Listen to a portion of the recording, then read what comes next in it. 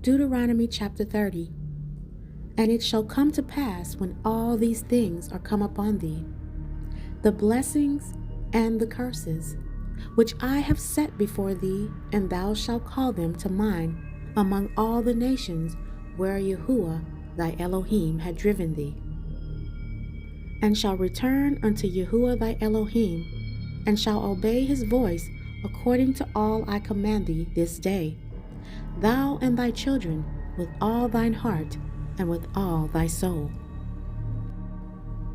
That then Yahuwah thy Elohim will turn thy captivity, and have compassion upon thee, and will return and gather thee from all the nations where Yahuwah thy Elohim had scattered thee. If any of thine be driven out unto the outermost parts of heaven, from thence will Yahuwah thy Elohim gather thee, and from thence will he fetch thee. And Yahuwah thy Elohim will bring thee into the land which thy fathers possessed, and thou shalt possess it, and he will do thee good, and multiply thee above thy fathers. And Yahuwah thy Elohim will circumcise thine heart, and the heart of thy seed, to love Yahuwah thy Elohim with all thine heart, and with all thy soul, that thou may live. And Yahuwah thy Elohim will put all these curses upon thine enemies, and on them that hate thee, which persecute thee.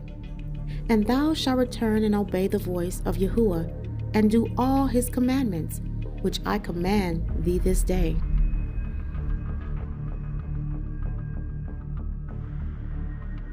And Yahuwah thy Elohim will make thee plenteous in every work of thy hand, in the fruit of thy body, and in the fruit of thy cattle, and in the fruit of thy land, for good. For Yahuwah will again rejoice over thee for good, as he rejoiced over thy fathers. If thou shalt listen unto the voice of Yahuwah thy Elohim, to keep his commandments and his statutes which are written in the book of the law. And if thou turn unto Yahuwah thy Elohim with all thine heart and with all thy soul. For this commandment which I command thee this day, it is not hidden from thee, neither is it far off.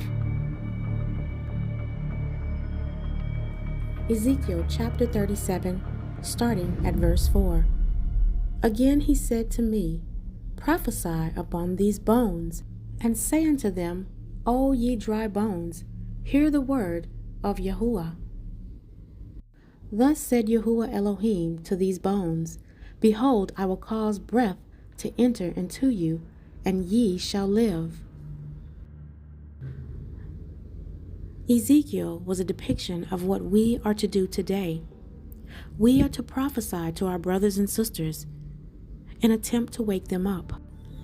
And although it may seem that Israel's bones are so dry that they may never wake up, the Most High has already promised in Deuteronomy chapter 30 that a remnant of Israel would wake up in the last days in the land of their captivity.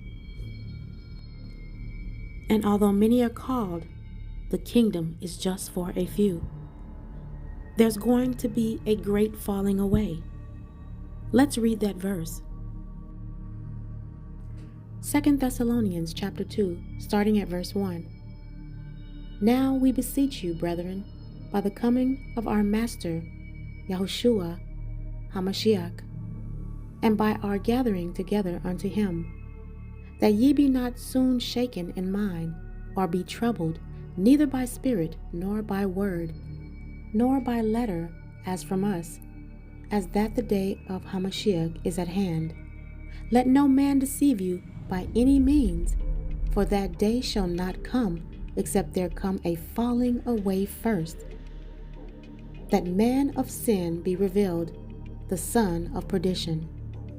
Paul is letting us know that there will be people who walk in the truth for a time, but right before the coming of the Messiah, there will be a great falling away. People who once walked in Torah and held the commandments dear to their hearts will suddenly fall away from what is true.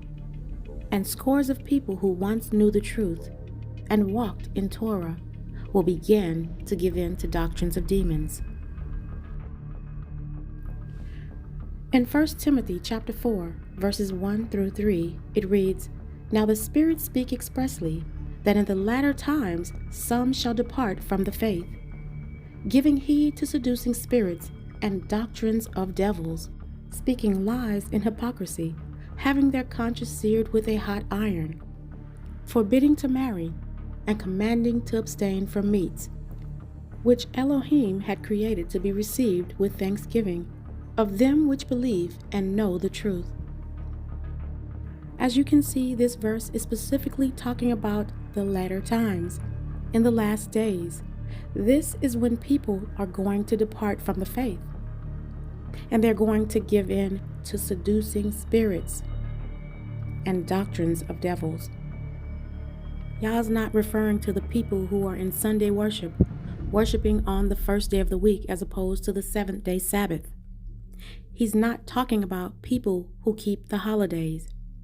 He's not talking about people who are worshiping Buddha and Allah. Yah is talking about the people who are keeping his commandments. These are the people he's referring to, and the ones who will be led away from the faith. And it won't be just a few. There's going to be a great falling away from this truth. These people will literally revert back to their old man and conform to this world. Ephesians chapter 4 and verse 22 through 24 reads, "That ye put off concerning the former conversation the old man, which is corrupt according to the deceitful lusts, and be renewed in the spirit of your mind, and that ye put on the new man, which after Elohim is created in righteousness and true holiness." This is why I like to read Matthew chapter 24 and verse 13, because it reminds me that those who endure unto the end are the ones who will be saved. This concludes my video for today. May the Most High bless you and keep you and your family safe in these dark times. Shalom.